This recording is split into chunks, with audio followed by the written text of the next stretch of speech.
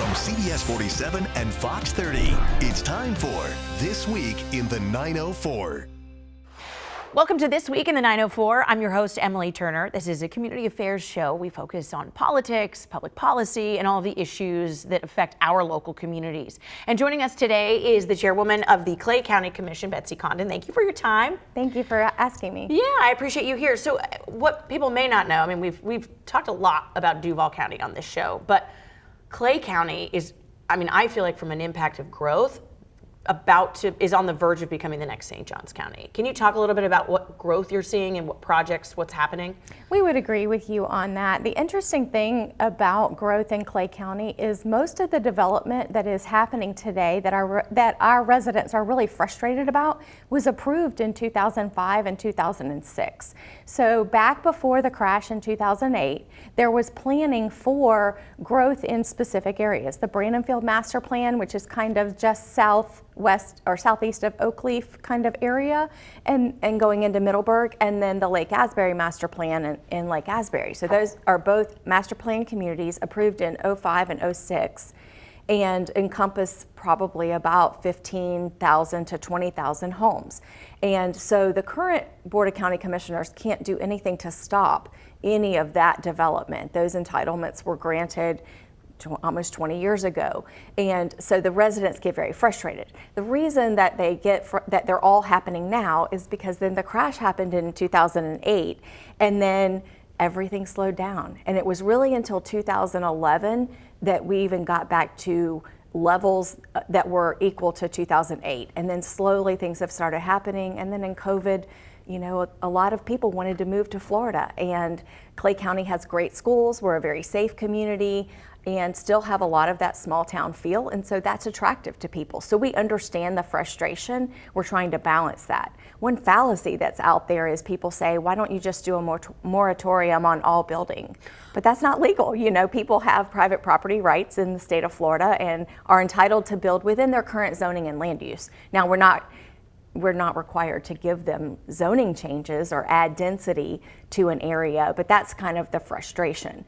The board that was previous to the current board approved all of our road growth and the bond, we call it the bonded transportation program. It encompassed 7 roads, mostly moving east to west to move traffic a little bit more, kind of corresponding with the First Coast Expressway, which we know we can talk about a little bit later, but hopefully we'll be opening our section later this year in 2025. And so the bonded transportation program was passed in 2020 to have those roads coincide in 2025 with that road opening to help try to alleviate some traffic. And so when it comes to all of these homes that are about to come on board, you said 15,000 just in those 2 developments, but and correct me if I'm wrong, isn't the developer of Nocatee creating a Nocatee in Clay County as well?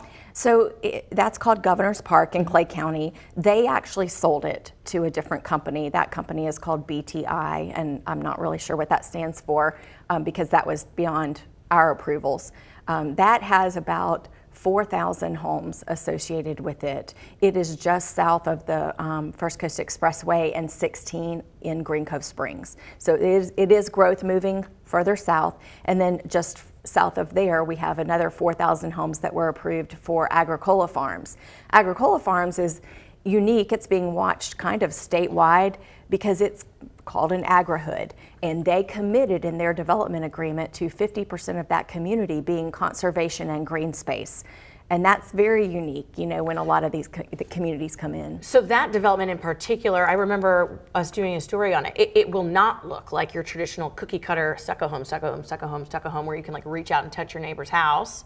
What is it that's so unique about an agri-hood? What even is that? So they have these sections of what they're calling pods of development. So the little neighborhoods will be separated according to their plan by different kinds of green space. So some of it will be open fields for playing with your dog or your kids or soccer and those kinds of things. Some of it they intend to keep some of the silviculture, which is what the Agricola family does for a living. They have tree farms and they do silviculture, and so they want to keep some of that character in the same area And so it'll be interesting to see. They do have setbacks that are different than your regular setbacks. So the homes are 15 feet on either side from their property lines, where the normal setback in some of these neighborhoods is only 5 on either side of the property line. So more space, more narrow homes with parking behind them, front porches.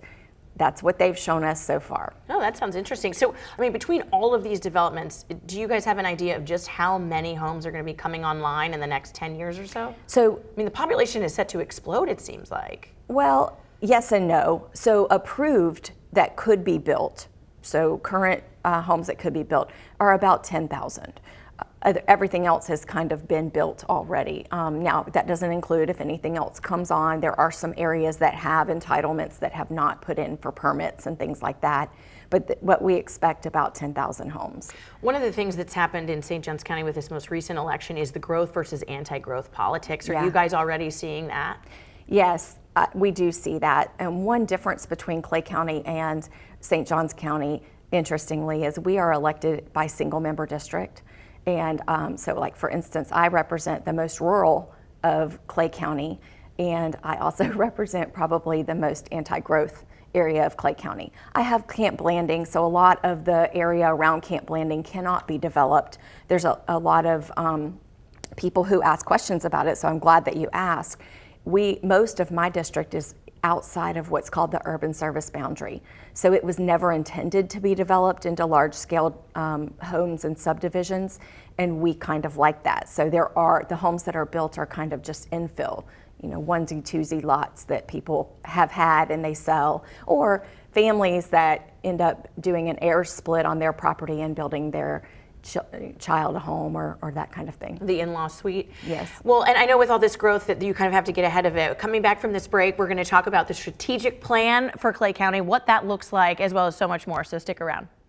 From CBS 47 and Fox 30, you're watching This Week in the 904. Welcome back to This Week in the 904. I'm your host, Emily Turner, and joining us today as our guest is Betsy Condon, your commissioner, head of the commission for Clay County. We talked about the growth that Clay County has seen, which is astronomical. But in order to get ahead of that and make sure that you guys are keeping things on track and it doesn't go gangbusters, you've created a strategic plan. What is that strategic plan? What does that look like? How far out does it even go? So 2 years ago, I was chairman before, and the county manager asked me, what do you want to see done? And I said, really, I hear from our constituents, I think my fellow commissioners do too, what is the plan for Clay County, long-term and short-term? So he challenged staff to come up with a strategic plan. The initial strategic plan goes 5 years, so their initial goals are being measured in a 5-year time frame. But they are also looking out 20 years to see where they're going to go next. And so some of those goals have already been met, and some of them are much more, they call them big, bold goals, and so they're much longer in focus. So they kind of focus around economics in the county. The economy is very important to us. We do want to have controlled development. Where are we going to target for roads and things, infrastructure projects? So our development is a little bit different than other people's development. Quality of life, community affairs, and public safety. And so those are the kind of areas that we're focused on, looking at everything from what is our response time for public safety for our fire department to get to calls. Where are we seeing the most calls in the county? What do people expect from our veteran services? We have a large percentage of our population are retired military and veterans, and we love our veterans, so we want to provide great opportunities and care for them in Clay County. And then things like, the bad word that's trash, but good trash management, good public works, and those kinds of things. When it comes to the 5-year ones, what are some of those? You said some of them have been met. What are those like short term, if you will? Response time is one of them. The fire department has to reduce their response time by a certain percentage. Another one is and this is a big one, and this will be very important for all residents of Clay County. The fire department has a goal of achieving ISO 3 classification by 2026. We're currently in ISO 4. What is that? So it's an international standards organization that's measured on different things across the fire safety. So one of them is our burn building that we're under construction. Once that is completed, it's training for our firefighters, how fast they can respond, how many stations we have. And this is the thing, because I believe JFRD has this and they're Yes. top tier, and that directly, I mean, people should care not only because they don't want their house to burn down, Sure. but it impacts your property insurance, right? It does. And so the highest rating that you can get that affects property insurance rates is the ISO 3. So that's our goal by 2026 to hopefully do what we can to reduce homeowners insurance rates. As we know, they're just skyrocketing, and our residents struggle in that area. I mean, we're all feeling it. Yes. We get those bills. It's like, what? It went up by how much? Yes. When it comes to the big, bold goals that you were talking about, those ones that are 20 years down the line, what does that look like? Well, really more along good governance, running the most efficient county government, providing the best services for our residents at the lowest cost. It's interesting, in 25-26, for the first time ever, the amount of property taxes Clay County will collect will fund our fire department and most of our sheriff's department. All other government services and the rest of the sheriff's department will be funded through other revenue sources. And why is that different? What was it before? So typically people think that their property taxes that they pay that are so painful for us because they've increased also will cover all of their government services. And that's just not the case anymore. It's just really expensive to conduct business at least in Florida right now. And so we want residents to know that we're very fiscally responsible with their property tax money. And so our primary focus is public safety. So we're funding our fire department and our sheriff's department first, and the rest of government services will come from those other revenue sources. And does that put a pinch on you guys financially to do it that way? I don't know that it puts a pinch. I think it's different than other counties. We don't have a lot of the beachfront properties that you're just going to have the much higher ad valorem that you're going to collect. And then also, we're just really lean in Clay County, and we feel like we're efficient. We're doing some other things. We've created a DOJ kind of task force, not the same as City of Jacksonville, but ours is looking at different opportunities for efficiency within our county government as well. Really? When did you guys start that? We started at the end of March. And what have you found so far? So one example is that comes to mind right now is we have a new building that's under construction for our building department, using building department fees that people have paid through the years. And it had a fuel tank for a generator that just happened to be designed for some strange size and non-unique size, or a non-stock size. And so it was going to require additional permitting from DEP and special order. So we were able to reduce the size of it, buy something off the shelf. It didn't require an additional DEP permit, and it saved something like $80,000. And that's not huge in the scheme of things. We have a $780 million budget in Clay County, but every little bit helps, and that's just responsible. It's so interesting that this DOJ idea federally has taken root in so many different places locally, but I mean, that's the whole point, right? Good government, fiscal responsibility, it's Sure. what you want in your elected leaders. Sure. I think sometimes people think that it means cuts, and it doesn't necessarily mean cuts. It means look for those efficiencies. It's Department of Government efficiency, so we're just making sure that we're doing everything that we can. Where can we combine, some services? Our other constitutional offices there's things like we all buy office supplies. So can we, on scale of economy, can we get better deals by combining some of that? That's so interesting. Well, we have so much more to talk about. We're going to talk about expansion outside of the county, but in the county, technically. We're talking about Green Cove Springs. We've got a lot more to cover. We'll be right back just after this. From CBS 47 and Fox 30, you're watching This Week in the 904. Welcome back to This Week in the 904. I'm your host, Emily Turner. We're talking all things Clay County today. And one of the big projects that's coming to Clay County that people may not know about, but will dramatically impact you guys, is the First Coast Expressway. For folks who don't necessarily know, what is that? Where does it go? And then how do you build off of that? So the First Coast Expressway was someone's brainchild some 25 years ago as an outer beltway for Jacksonville. So the part that goes through Clay County from Duval County line through Oak Leaf and into Middleburg has been open for quite some time. The rest of it, all the way over to the St. Johns River, is scheduled now to open. The latest from DOT tells us June of 2025. And this replaces the Shands Bridge too, right? That part will not be completed, I don't believe, until like 2030. But yes, it will eventually replace the Shands Bridge, except for two ends of it that are going to be preserved as fishing piers for the public. So we still have access to fish on the river as people so enjoy. But yes, it will, and it will really connect in a different way Clay County. So you'll be able to much more efficiently, if you want to pay the tolls, go quicker from Duval County through Clay County and on to St. Johns County, so kind of across the south end of the metro area. And that's just so important for commerce. It's important to get some traffic off the other roads and the main arteries that go through at least Clay County. Blanding Boulevard and US 17 just stay so congested. We know that people have been concerned about the closure of County Road 220 between Henley and Nightbox. That bridge was one that needed to be replaced for years. The county didn't have the money. State didn't have the money. Finally, we were able to put a lot of different funding sources together, and we have the money to do it. The downside of it is that that part of Black Creek is so, I guess, unstable underneath the bridge. It wasn't safe to leave one lane open while the new bridge was being constructed. So that's created a real traffic headache for so many people. I myself often find myself in that traffic just waiting at those lights to take the detour. And so hopefully that one will be finished sooner rather than later. It's scheduled to be completed in 2026, so we don't have too much more of that pain point, hopefully, to go through. So all of our bonded transportation roads, which we won an award with the Northeast Florida Regional Council for the design of those roads. We worked with WGI as our project management company for that.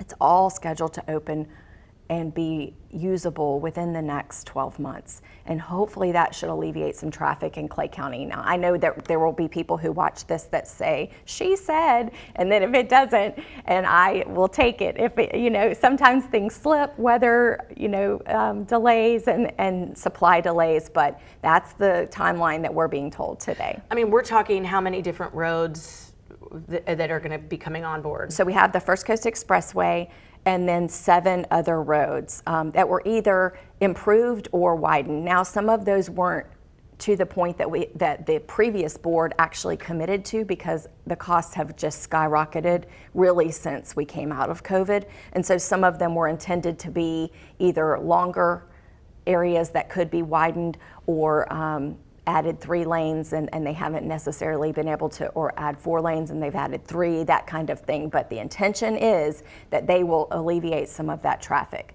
Additionally, something that Clay County did just last year, and this current board did, was we bonded 5 new fire stations in Clay County. Now, these are replacement fire stations, but they add capacity. So when we talk about things like responding to citizens faster, we are relocating some of them. I think 3 of the stations do get relocated into more central areas within their area.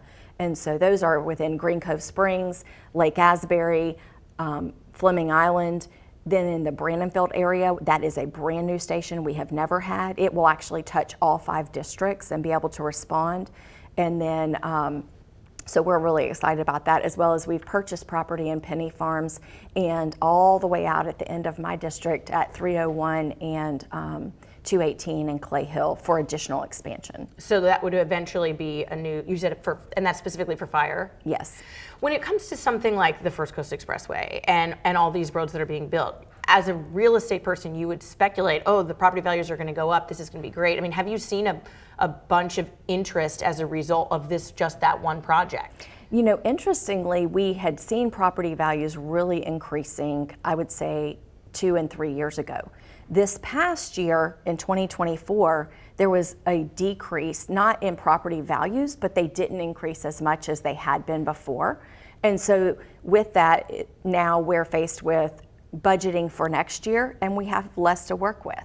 And so it's kind of an interesting concept. Property taxes are being talked about a lot across the state, a lot going on in Tallahassee. And all we can tell our residents is we're very fiscally conservative with your money, and we don't have a lot of extras, so we try to do the best with what we have. And we talked about it earlier, Green Cove Springs. One of the towns in Clay County, it seems like they're annexing extra land and expanding. What's happening in there with that? Well, I think the whole area, that southeast corner of Clay County is expanding kind of astronomically. So kind of Lake Asbury is built out and they're moving south within where they can. I mentioned before the urban service boundary, and so that's where they can expand. And I think there are some people who like to annex into the city because they get more services they perceive. Like for instance, Green Cove Springs collects trash twice a week. They have their own police department. They have their own utilities. And so some people really enjoy that, but that comes with a cost. They pay additional property taxes that those outside the incorporated area don't pay. Otherwise, schools are the same, and Clay County Sheriff's Office still responds, Clay County Fire Rescue still responds, and we have a great relationship with the government in Green Cove Springs. We don't always agree on things. Sometimes we don't love when they do annex. So for instance, a lot of people know the D.R. Horton neighborhood that is being developed right now in South Green Cove Springs used to be industrial. It was a Gustafson bottling plant. And that was one of our last truly industrial properties in Clay County. And so we hated to see it go into the city and become residential, but it met the requirements. And those requirements are to share a contiguous boundary and have one landowner. And then that landowner gets to decide what they do. And I do believe in private property rights, and so that is their right, but we hated to see that industrial property go residential. Yeah. So for people who want to get involved in Clay County, what do they need to know, and and if they want to stay informed, what's the answer? So the easiest way is to go to our website or download our Clay Connected app. They can email askclay@claycountygov.com. They can email commissioners@claycountygov.com. They can attend our meetings or watch them online on Facebook. But our meetings are at every second and fourth Tuesday at 4 o'clock. We have public comment period that usually doesn't end up starting until almost 5 o'clock. And then the last public comment period is after 7 p.m. And so very few people come to that, but I mention that because people say, have your meetings when people can come when they're not at work, and we do have that available to them. And then of course they can make phone calls to all of us, and we try to be accessible. There also is an email feature on our website where they can sign up for emails. They can get road closure and road updates weekly. Our communications team does a great job. And then also all the social media channels that everyone knows, Facebook, Instagram. I think they even do Nextdoor, so which I'm not on, but I know is out there. So perfect. Well, thank you so much for your time. I appreciate you coming on the show and talking all things Clay County with us. Thank you. And thank you for joining us this Sunday morning. I appreciate your time as well. Be sure to join us again next week for another episode of This Week in the 904. Enjoy the rest of your day. Thanks for watching This Week in the 904.